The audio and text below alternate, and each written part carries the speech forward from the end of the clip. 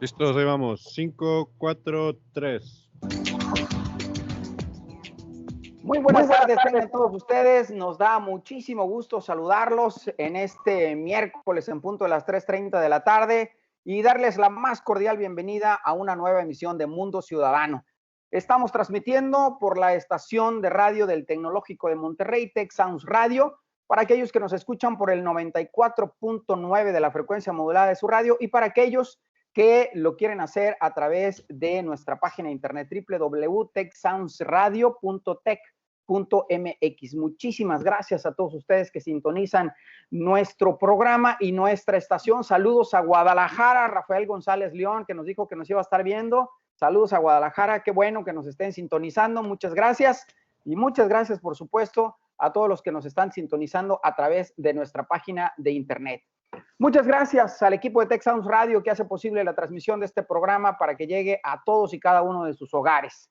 Y el programa del día de hoy lo hemos querido dedicar a recordar la fecha en la que el conquistador Hernán Cortés dio por tomada la Ciudad de México, Tenochtitlan.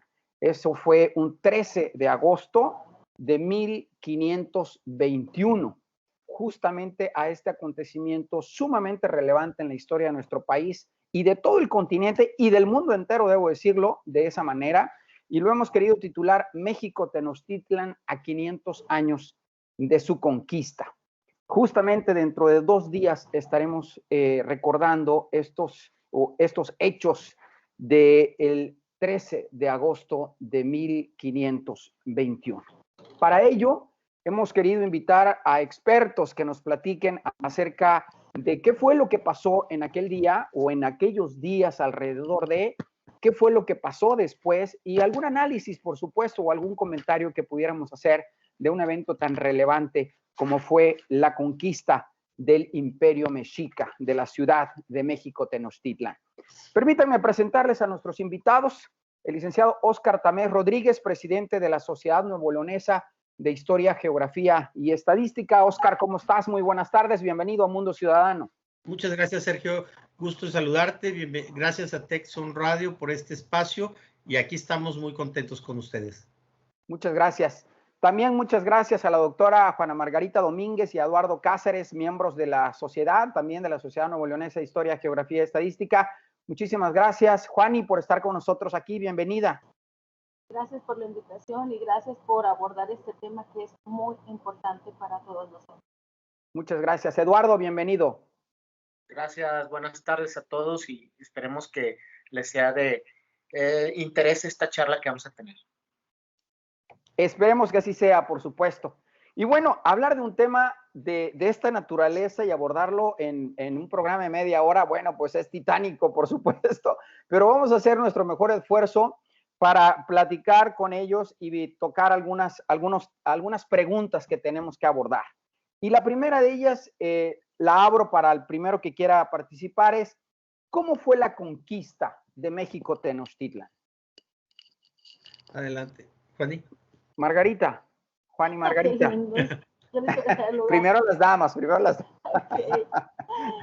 La conquista de México es un hecho muy dramático, hablaré de muy dramático porque estamos hablando que se enfrentan dos culturas que no conocen la existencia de la otra, que no se entienden y que de pronto alguno de ellos, en este caso la cultura española, los españoles, aprovechan la situación cultural.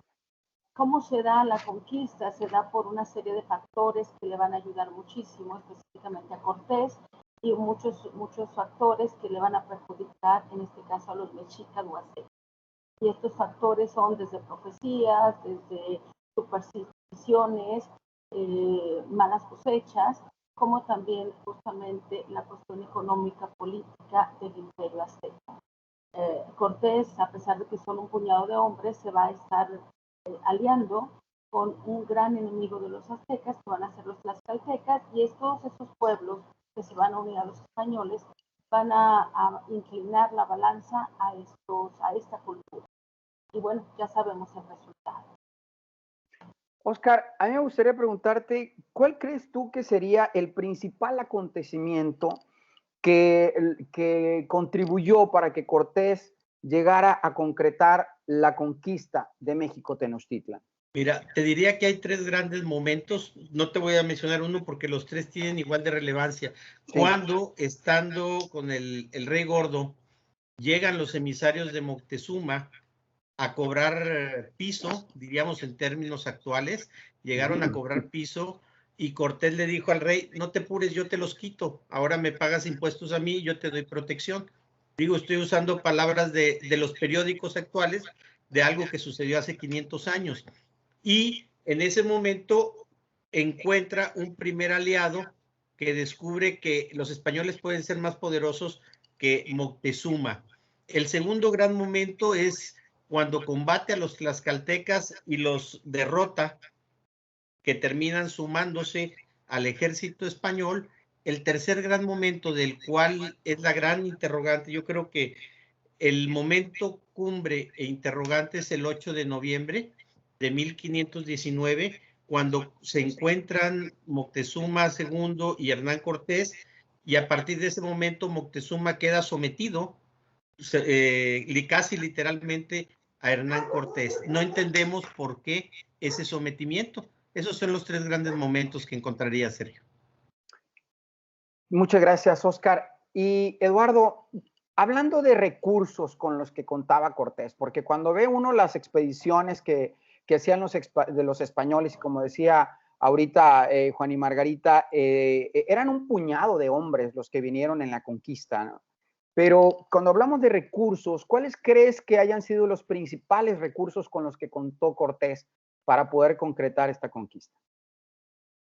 Bueno, hablamos de recursos materiales y de recursos tal vez cognitivos o cosas que no se pueden, tal vez cosas tangibles.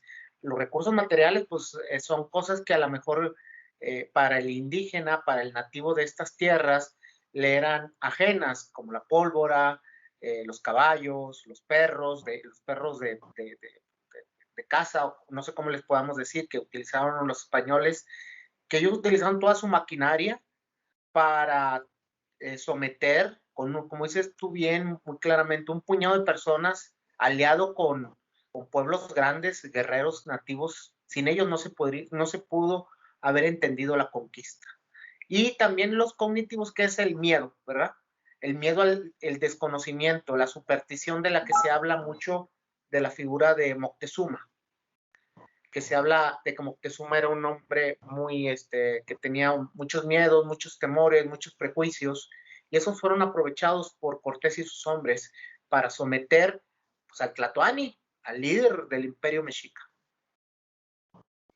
Es increíble ver y leer, por supuesto, crónicas como las de Bernal Díaz del Castillo en Historia Verdadera de la Conquista de la Nueva España, y de algunos otros cronistas, cuando describen los ejércitos, cuando describen todos estos recursos, todas estas armas que tenía, obviamente contando los perros, los caballos y demás, y muchas otras cosas que lo ayudaron, y ver el imperio que tenía Moctezuma, con un ejército de guerreros impresionante en número, impresionante en bravura y demás.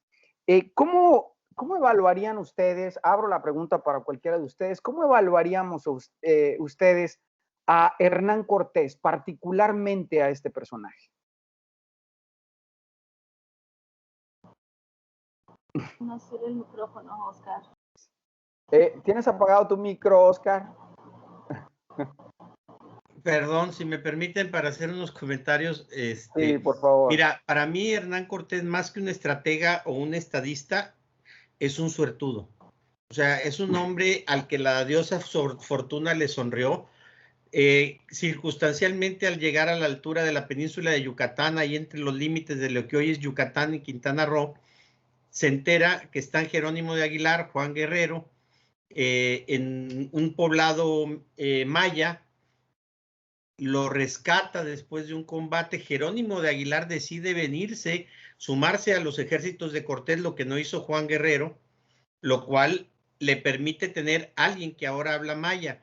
Al llegar a la bella tierra de Tabasco, allí en el Grijalva, combate, gana el combate con los pequeños grupos que estaban ahí, y en prenda le regalan 20 guapas mujeres, entre ellas la políglota Marina, mal llamada Malinche.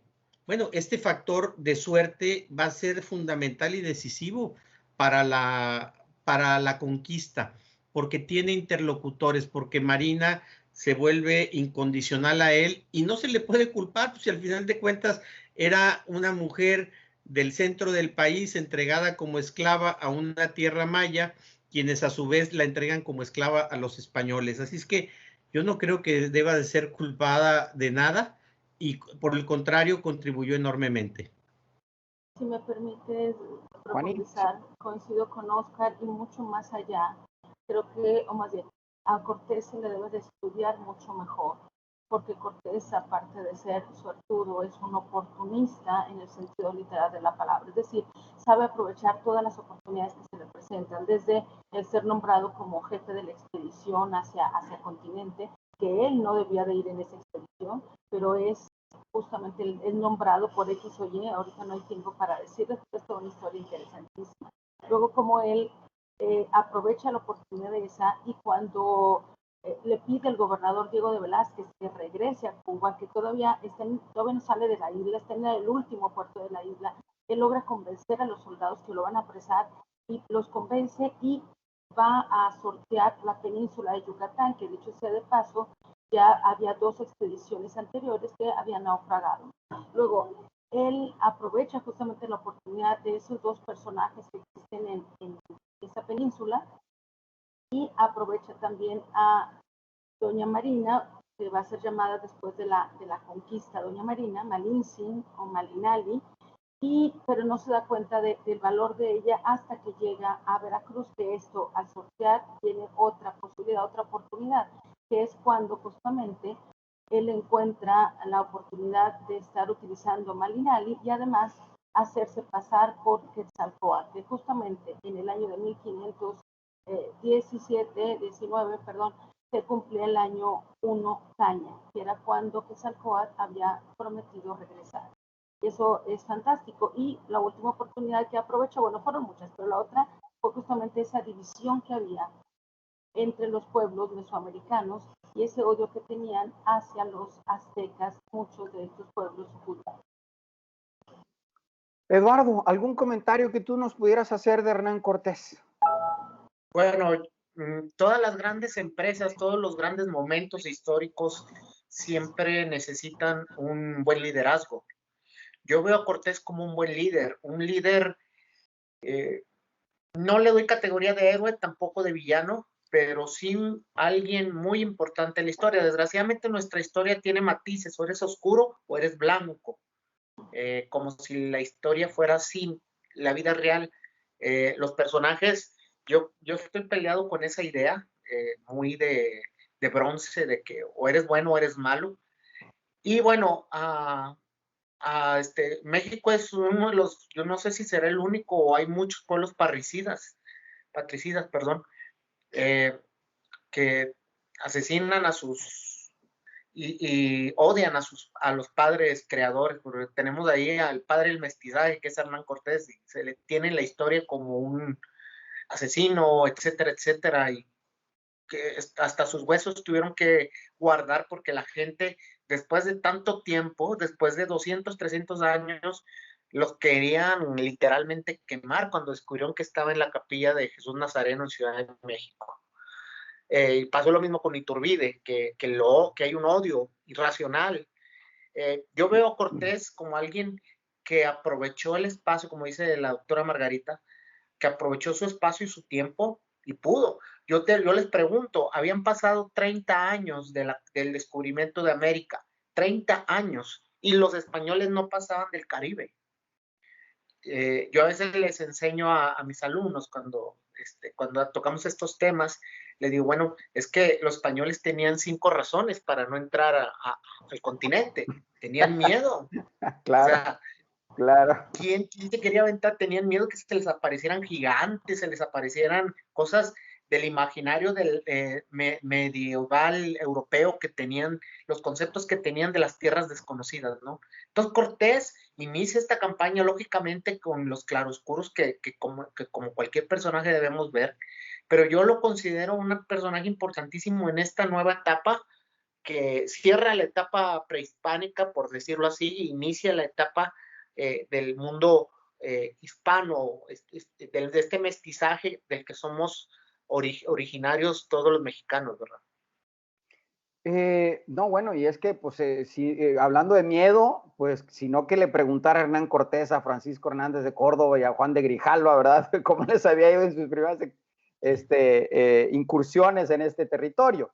Ahora, ya que estamos tocando el tema de personajes particularmente, me gustaría que abordáramos a otro gran personaje desde mi punto de vista, otro gran personaje que es precisamente Moctezuma, al que, como decía Eduardo ahorita, pues se le ha metido también en esa visión claroscura, vamos a decirlo así, y analizándolo a retrospectiva, a 500 años de aquel acontecimiento de la caída de México Tenochtitlan, ¿qué podemos decir de un Moctezuma? Mira, yo te diría, primero recapitulo un poquito de Hernán Cortés en ese viaje, rápidamente, no voy a tardar más de un minuto.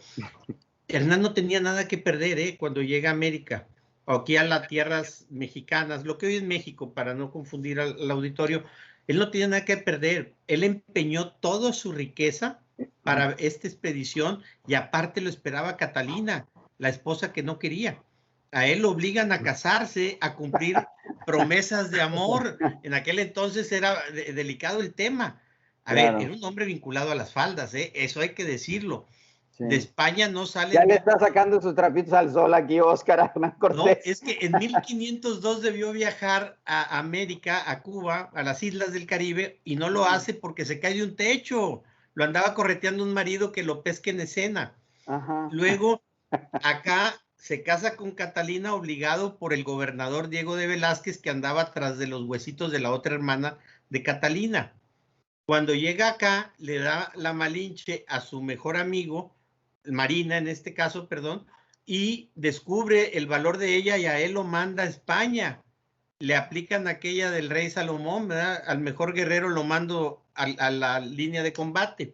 Entonces, es un hombre muy vinculado a las faldas. En el caso de Moctezuma, mira, hay la versión española y la versión también. Bueno, él no estaba vinculado, él vivía entre las faldas de las esposas, pero él eran esposas, eso es un tema muy interesante, aquel les huía, él les huía para no mantener, perdón. En el caso de Moctezuma, la versión española es que llega y le dice a Cortés, Guana, Guana, sí, tú eres el representante del Dios, yo creo en tu Dios y me someto a tu rey. Eso es lo que conocemos de las cartas de relación de Cortés, de Bernal Díaz del Castillo, de Francisco de Góngora y otros. Pero luego tenemos la versión españolizada indigenista, la de Miguel León Portillo y otros más, que nos dicen es que es la parte religiosa de Moctezuma. Hay una tercera versión de Michael Grauel y otros más que han estado sacando en el sentido de que ni era tan religioso ni es la verdad de los españoles. Para ellos, Moctezuma estaba queriendo investigar a los españoles. Él era un hombre de ciencia, tenía su propio zoológico y esperaba estudiarlos en su zoológico. Se le salió el experimento de las manos. En ese sentido, estoy sintetizando, por supuesto, toda una investigación. Estoy siendo muy sucinto. Y se le salió la investigación de las manos. Yo creo que hay algo más. No era un timorato, no era un débil, no era un hombre de sentimientos Moctezuma, era un guerrero, era el tipo que más territorio le dio a los aztecas en su imperio. De todos los imperios, de todos los emperadores, es el que más territorio les dio, era el más temido. Si los otros se unieron contra él a echarle bola, porque lo odiaban. O sea, no estamos hablando de un personaje sencillo. Ahí le dejo para dar la palabra a mis compañeros. Margarita, ¿tú qué opinas de Moctezuma? Es un hombre de su tiempo, así como cada uno de los personajes son producto de su tiempo, Moctezuma igual. Moctezuma, necesitamos ver que el rey azteca no es como los reyes que conocemos en las películas o los reyes europeos. Un tlatoani era casi un dios. Estamos hablando que era el representante del dios en la tierra, pero aún en Europa, cuando hablamos del rey Sol, que decían que era dios en la tierra, se queda corto con el poder que tenía Tlatoani en México. Era dueño de todo, el rey azteca. Estamos hablando que entonces él está también recibiendo noticias de todo esto, recibiendo las profecías, le toca también cuestiones económicas donde les van mal en las cosechas, etcétera, etcétera. Es decir, le toca un momento difícil. Y este momento difícil, él le intenta por todos los medios de hacer lo mejor posible. Por ahí yo puedo decir que a Moctezuma falta mucho que lo estudiemos. Desgraciadamente se han perdido muchos escritos sobre él, pero falta mucho que lo estudiemos. Moctezuma no es un rey que de pronto entregó las armas ya. Moctezuma era un rey, un tlatoani, un personaje sumamente importante para los mexicas, que de pronto tomó decisiones que finalmente los llevaron a la derrota. Pero una derrota que no fue podemos decir, su culpa. O sea, fue una derrota que ya se venía a venir por las condiciones económicas, políticas y sociales. Eduardo, ¿qué opinión te merece Moctezuma? Sí, a la vista del tiempo, así como lo enumeró Oscar ahorita que lo comentó, esas tres visiones del Moctezuma, del gran Tlatoani, yo creo que me quedo con la última, que era un hombre con... Lógicamente los españoles lo veían así, como un hombre para justificar un poco los hechos después de la conquista, la destrucción, ¿verdad? Pero yo no me lo imagino un hombre blandengue, así como te lo quieren presentar, que era un títere, o sea, realmente él era un hombre poderoso, era un hombre temido, o sea, los pueblos le temían su poder, temían su autoridad, temían, o sea, lo que había construido el gran imperio que era el imperio mexica. Entonces, Moctezuma, lejos de quererlo hacer como lo quieren ver la visión española, de que era un blandengue y que al final el pueblo no lo quiso, y también eso está en debate, y que ahora hablamos un poquito más de su muerte. Muchos dicen que el pueblo lo mató, pero hay versiones que refieren que fueron los españoles los que lo mataron. Entonces, yo creo que Moctezuma es también otro personaje muy como nos lo idean, como nos lo pintan, como lo han pintado desde el siglo XVIII, como nos lo han visto ahorita con las ideas románticas que hay, lo vemos como un hombre a lo mejor ya anciano, un hombre sabio, pero no era así, era un guerrero. Y bueno, sería bueno una reinterpretación así como la de Cortés y la de Cuauhtémoc y la de Cuitláhuac, también muy importante, ver a Moctezuma reinterpretarlo a 500 años de distancia. Muchas gracias, Eduardo.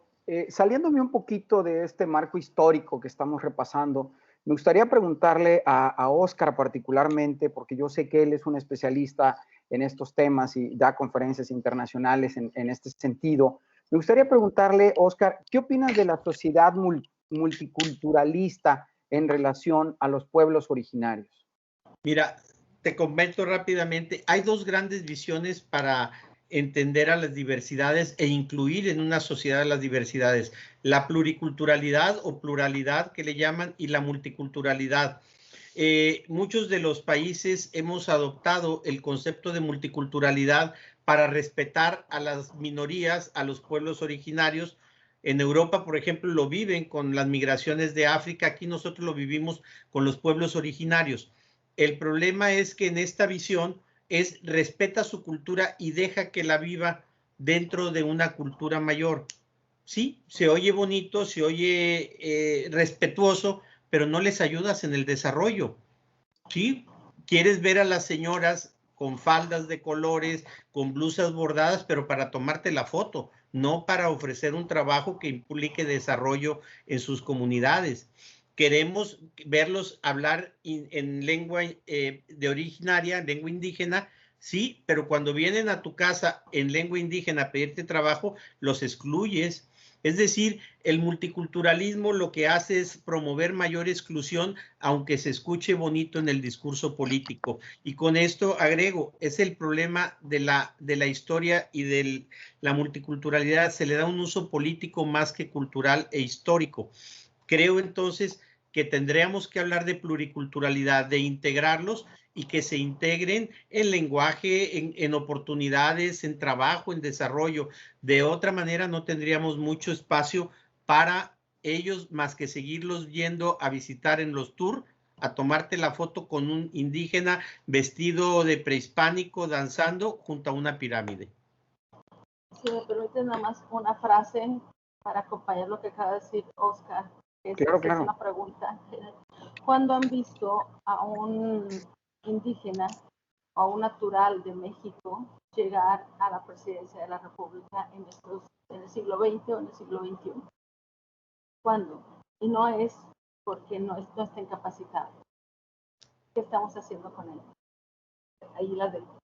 Claro, no, bueno, y ese es justamente, creo que esta parte, no creo, estoy totalmente convencido que estos 500 años después de aquella conquista de la gran ciudad de México, Tenochtitlan, nos tiene que hacer reflexionar precisamente en el hoy. Eso fue hace 500 años, el hoy, ¿cómo está?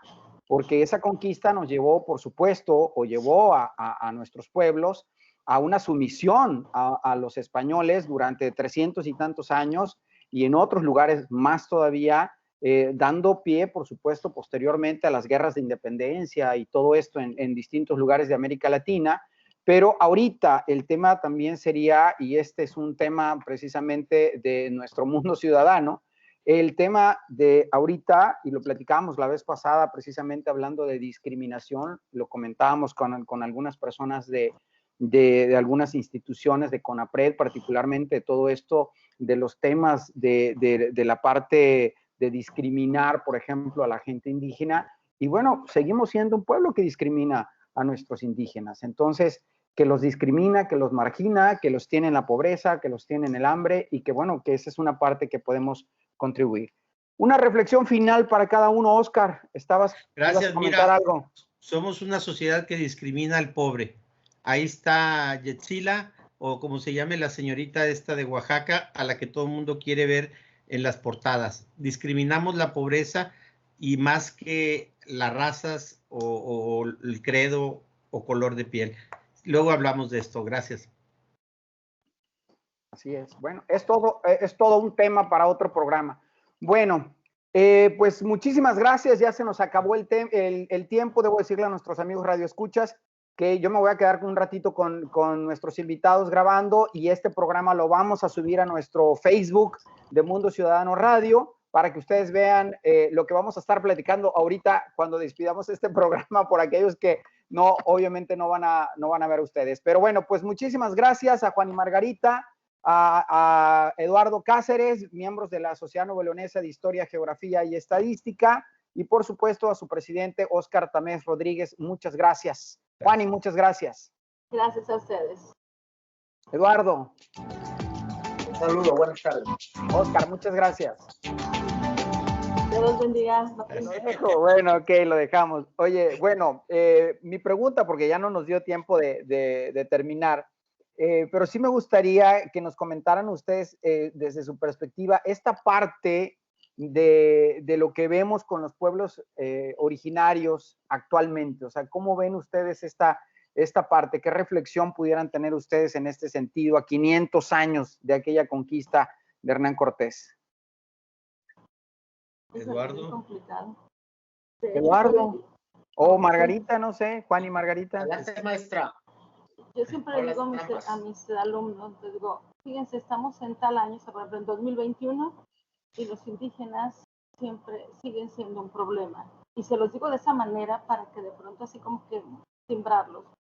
Les digo, y estoy hablando de que siguen siendo un problema, no porque ellos tengan algo negativo, sino al contrario. No hemos resuelto el problema indígena.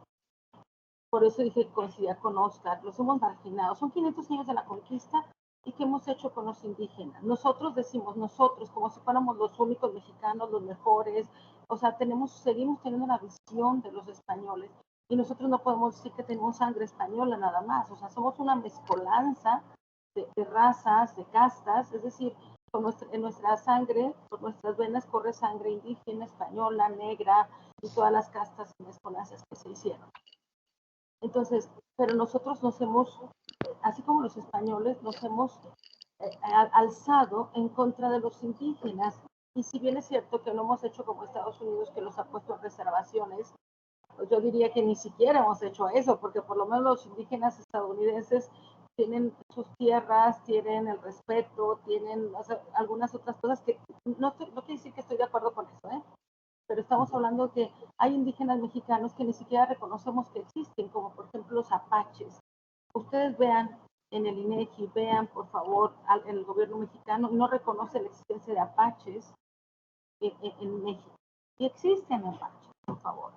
Entonces, creo que no hemos resuelto ese problema, que tenemos una deuda pendiente con ellos, que necesitamos hacer algo y que espero que los futuros gobernantes, como son mis alumnos, los alumnos de Eduardo, los alumnos de Oscar, podamos hacer algo o pueden hacer algo por resolver.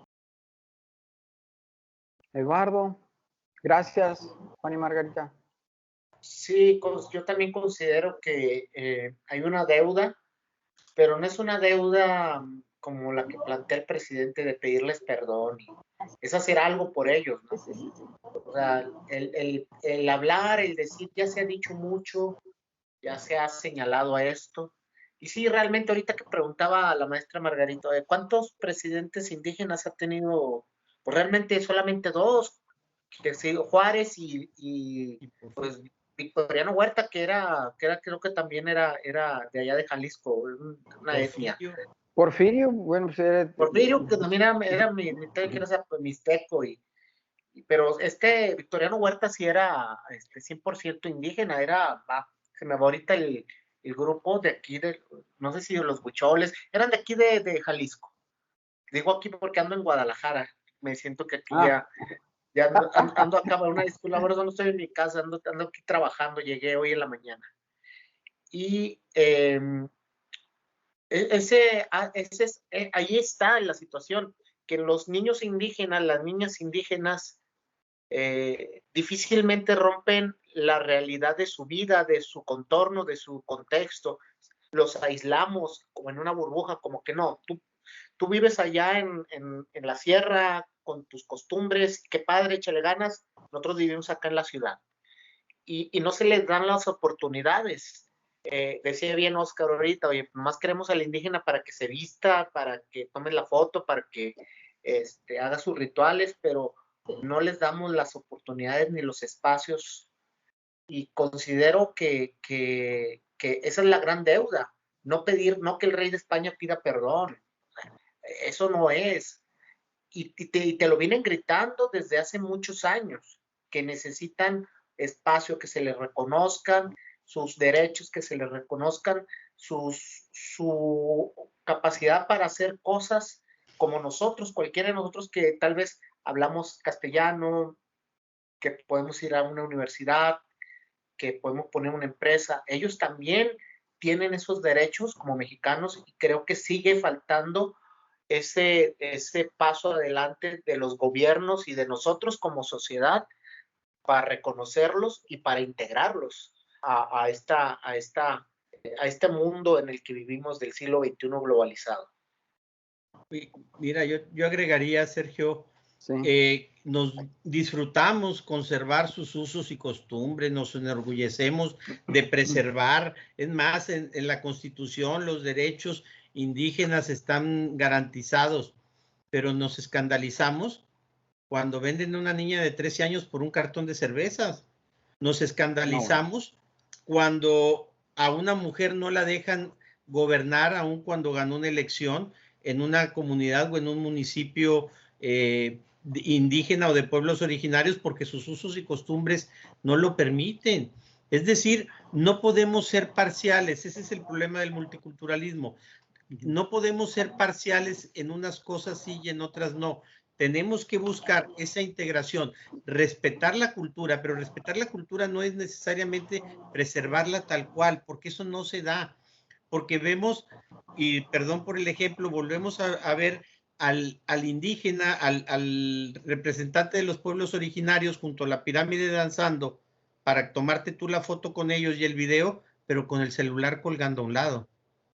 Es decir, ahí existe una transculturización que no lo podemos evitar y que ellos están pugnando por esa transculturización, por ese intercambio cultural.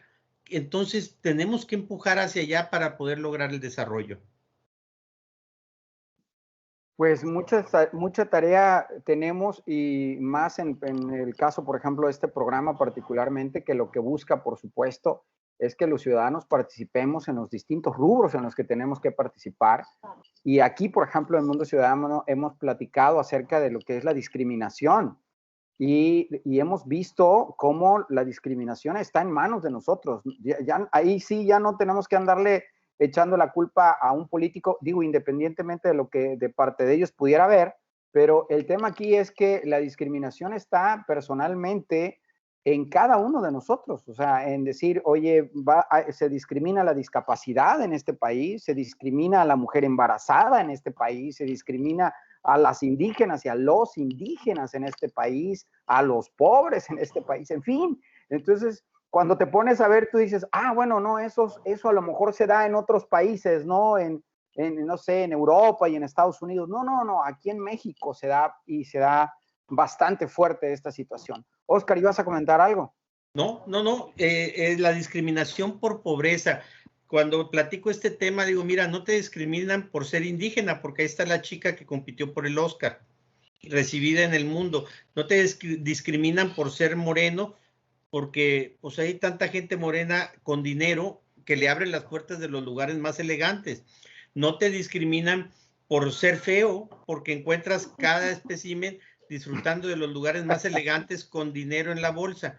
Claro. Discriminan o discriminan la pobreza. Lo que se rechaza es la pobreza, no la diferencia. La pintamos de racismo, la pintamos de segreguismo, lo pintamos de religión, lo pintamos de muchas cosas, pero lo cierto es que lo que estamos rechazando es al pobre, porque al que trae dinero en la bolsa se le abren todas las puertas en la mayoría de los establecimientos. Ese chauvinismo, incluso chauvinismo regiomontano, alguna vez lo escribí en esos términos, ese es el que hay que cambiar. Nosotros odiamos que maltraten a los migrantes, pero no los queremos en Monterrey. Platicamos, ya nos salimos un poco del tema en sí histórico, pero sí es importante ver que esto, bueno, este suceso que se va a conmemorar dentro de 2 días, pues destruyó el mundo indígena, destruyó el mundo, pues mexica, o sea, fue una destrucción completa, espiritual y física de su mundo, de su cosmogonía, de sus ideas, o sea, fue algo, no nada más fue que te ocuparon, sino que te destruyeron todo en lo que creías, lo que visualizabas, tu cultura, tus tradiciones, y te esclavizaron y te impusieron un nuevo mundo. Yo creo que eso es lo más terrible, porque fue la destrucción de esas dos esencias de los mexicas. Su mundo completamente fue destrozado y fue, queridos, fue así literal, sepultado bajo las ruinas de México Tenochtitlan. Y yo siento que también esa manera de Hernán Cortés de conquistar un pueblo con la espada, todo lo que daba y con todo lo que sucedió en las matanzas como la de Cholula y la del Templo Mayor, digo, no fue propiamente Cortés el que la hizo, pues, pero como que siento que a lo mejor pudo servir de ejemplo para quizás otros decir, bueno, pues la manera de conquistar es esta, ¿no? Y a lo mejor por ahí nos vamos, no sé. Estoy haciendo referencia a un Pedro de Alvarado, por ejemplo, también, ¿no? Es que era la costumbre, Sergio, es decir, ellos tenían sus formas. Imagínate que de pronto se encuentran con un ser que es completamente diferente a él, sí, claro. y que habla otro idioma, que de pronto tiene otras costumbres, que come cosas que él ve como horribles. Cuando explico esto, le digo a mis alumnos, Imagínense de pronto que estuviéramos aquí o que llegaran aquí los extraterrestres, o los marcianos con un solo ojo de verde, hablando otro idioma, o sea, el impacto que tendríamos en nosotros y tratar entonces de destruir eso, porque es algo que me da miedo, algo no sé, es que si me quiere destruir o mejor primero lo destruyo yo. ¿Te fijas? O sea, Claro. reaccionó de esa manera. Ahorita es impensable, ahorita si encontramos una tribu viviendo, no sé, en alguna montaña, de alguna manera, obviamente rápidamente, pues respetamos su forma, tratamos de conciliarnos con ellos, etcétera, etcétera. Es diferente, es otro momento histórico. Así es. Oscar, una reflexión final. Rápido, bueno, pues te diría, ellos venían por lana. Recordemos que eran 10 naves, es que eran 10 naves de las cuales financió 7 Hernán Cortés, y hablar de financiar 7 naves no es financiar 7 taxis, era barco, gente, armas, caballos, alimento, tripulación, era todo. El señor entregó hasta el último centavo, hipotecó todos sus bienes que tenía en las islas del Caribe. Él no tenía reversa, por eso esa expresión de la quema de las naves, que no es quemada, sino hundidas. Ajá. Esta expresión de la quema de las naves es porque los españoles se le querían ir, que ese es otro tema que hay que ver. Hernán Cortés, si algo tiene de éxito, es que supo enfrentar el combate con los suyos y el combate con los pueblos originarios. ¿Cómo lo logró? Manteniendo en combate siempre a los españoles, porque desde Veracruz se le querían regresar, desde Veracruz se le estaban dando, estaban desertando los españoles. Entonces, eso es un punto que se tiene que analizar. Él no podía regresar. Y otro tema, lo político, era un tipazo en lo político. Claro. Más que en lo armado, el señor era bueno en lo político. Eso de fundar Veracruz, porque en las letras chiquitas se le facultó, en la capitulación que le dieron, en las letras chiquitas venía y hacer todo lo que sea en beneficio de los reyes. Ah, pues yo entiendo que fundar Veracruz es en beneficio de los reyes. Eso es genial. Hasta parece diputado en el siglo XXI. Ay, perdón. ¿Se dan cuenta? O sea, pero se dan cuenta que falta más tiempo. O sea, estamos cerrando y salen muchos temas. Claro. Y Oscar, te faltó una falda de nombrar. La de Marina la y la hija de... Ah, ¿cuál? bueno, sí. Pero antes de salir de Cuba, la de la esposa de Diego de Velázquez. Ah, bueno, no, pero a Juana, a ver, Catalina era la esposa de él, Juana era la otra. No, la esposa de Diego de Velázquez. Ella fue la que convenció a su marido, al gobernador de la isla de Cuba, de que el mejor candidato para esa expedición era Cortés.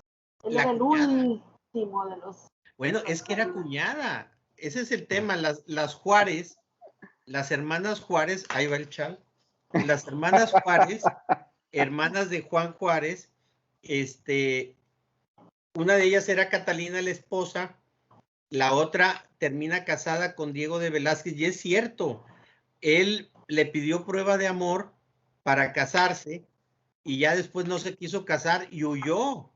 Diego de Velázquez lo obliga por la hermana a casarse y luego es la que lo convence de que arme la expedición, pues en beneficio de la familia.